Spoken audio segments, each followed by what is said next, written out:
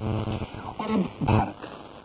सतीश अग्निहोत्री यूं तो प्रशासनिक सेवा से जुड़े रहे हैं, लेकिन भारत के उड़ीसा राज्य में सौर ऊर्जा के विकास में अपने योगदान और अनुभवों के बारे में उनका कहना है कि स्थानीय जनता और स्वैच्छिक संस्थाओं के सहयोग से विकास योजनाएं अधिक प्रभावशाली ढंग से लागू की जा सकती हैं।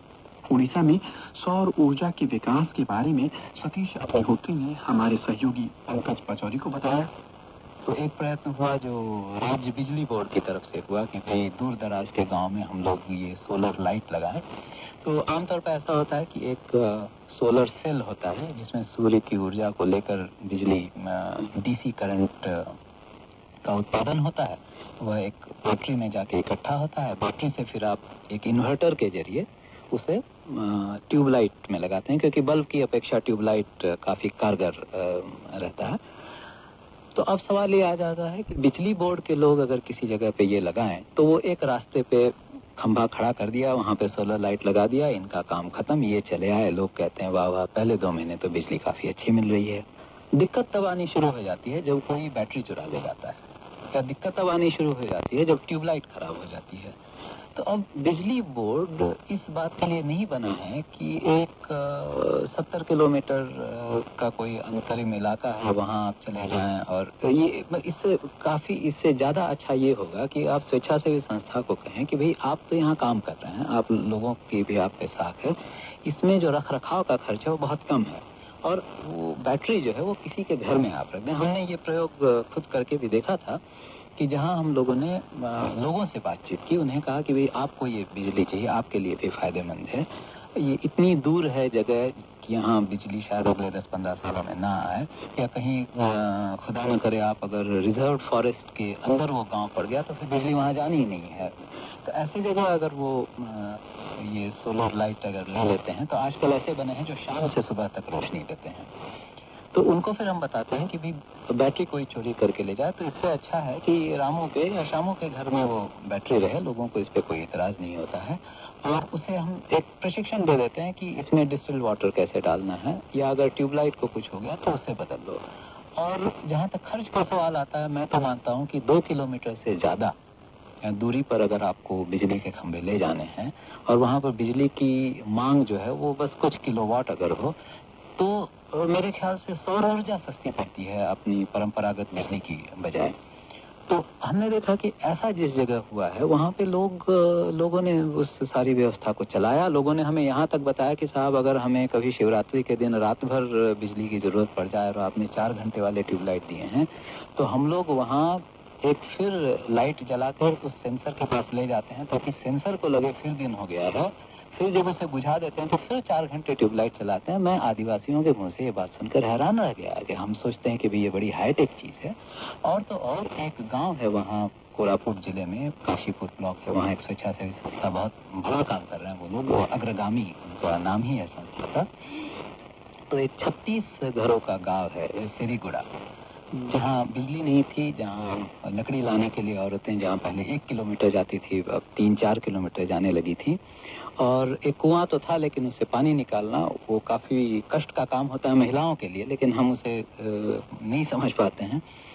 तो वहां पर इस संस्था के जरिए हमने 3 चीजें लगाई। एक तो पवन चक्की लगाई जिससे पानी निकले, दूसरे हमने सारे घरों में ये चूल्हे लगाए, और तीसरे एक बड़े से गोबर गैस कुंड को, कोई 25 क्यूबिक मीटर का था, उसे लगाकर उसके जरिए बिजली पैदा कर सारे मोहल्ले की सड़क पर और 36 घरों में बिजली हमने दी, और लोग उस तंत्र को चला रहे हैं। और आसपास के गांव से अब मांग आई इन लोगों के पास कि भाई हमने क्या ऐसा किया था, हम भी गोबर दे सकते थे, आप हमारे लिए बनाइए। और अब मुझे कुछ दिन पहले मेरे एक मित्र ने चिट्ठी लिखी थी कि अब एक 60 क्यूबिक मीटर का गोबर गैस प्लांट एक पास वाले गाँव में बन रहा है, जहाँ वो लोग भी बिजली चाहते हैं। और इस 25 क्यूबिक मीटर प्लांट और वो जो बायोगैस का जनरेटर है, इसका रखरखाव कर रहा है रामधन नाम का एक आदिवासी लड़का, जो प्रशिक्षण से पहले कोरापुट से भुवनेश्वर बस में आने में डरता था। और कई बार हम ये अविश्वास कर लेते हैं लोगों पे कि वो लोग नहीं कर सकते हैं, और स्वेच्छासेवी संस्थाएं लोगों पर विश्वास रखती हैं। तो जो भरोसे का वातावरण है, चूंकि स्वेच्छासेवी संस्थाओं ने कायम कर रखा है, तो सरकारी तंत्र के लिए या जो लोग विज्ञान और टेक्नोलॉजी को ले जाना चाहते हैं गांव में, उनके लिए ये बेहतर है कि वो इस भरोसे के वातावरण का इस्तेमाल करें। बनिस्बत ये कहें कि नहीं, हम अपना राग अलग अलापेंगे।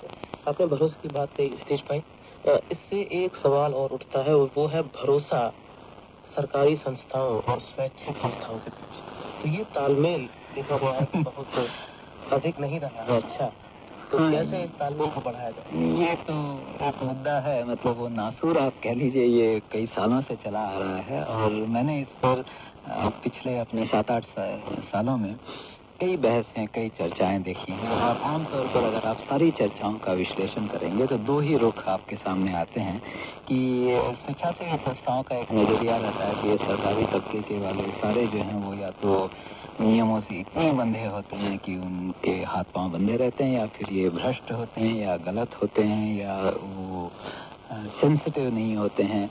और सरकारी तो उनका एक नजरिया बन जाता है, जिसे मैं अंग्रेजी में कहा करता हूँ होलियर देन दाउ, जो नैतिक अहंकार से पीड़ित रहते हैं ये लोग। और इसकी एक प्रतिक्रिया होती है सरकारी तंत्र में तुरंत, वो जिसे मैं कहता हूँ माइटियर देन दाउ, कि जिन्हें जो सत्ता का अहंकार जिसको कहते हैं।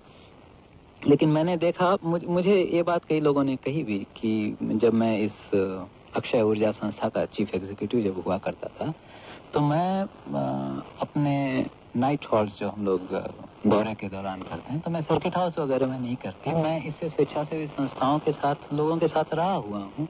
उनके पास गया हूँ ये कह के कि मेरा यह कार्यक्रम है, आप इस कार्यक्रम को अगर यहाँ उचित समझे तो आप क्यों नहीं चलाते हैं। तो ये एक बड़ा सरकारी अफसर स्वेच्छासेवी संस्था के पास जा रहा है ये कह के कि भैया हमारी मदद करो, तो ये कई बार तो मुझे ही कहा गया कि भी शान के खिलाफ है। और उन लोगों को भी कई बार लगता है कि हम इतना अच्छा काम कर रहे हैं, ये क्यों नहीं हमारे पास आते हैं। तो इसमें, लेकिन मैं अगर एक आप इसमें संयत दृष्टिकोण लें या एक सीधा हुआ दृष्टिकोण लें, तो ऐसा नहीं कि सरकार में हर कोई खराब है या सारी स्वेच्छासेवी संस्थाएं एकदम दूध की धुली हुई हैं। भारत के उड़ीसा राज्य में गैर परंपरागत ऊर्जा के प्रयोग। ये थे सतीश अग्निहोत्री, और इसके साथ ही विकास भूमि कार्यक्रम से विजय राणा को यही आज्ञा दीजिए। नमस्कार।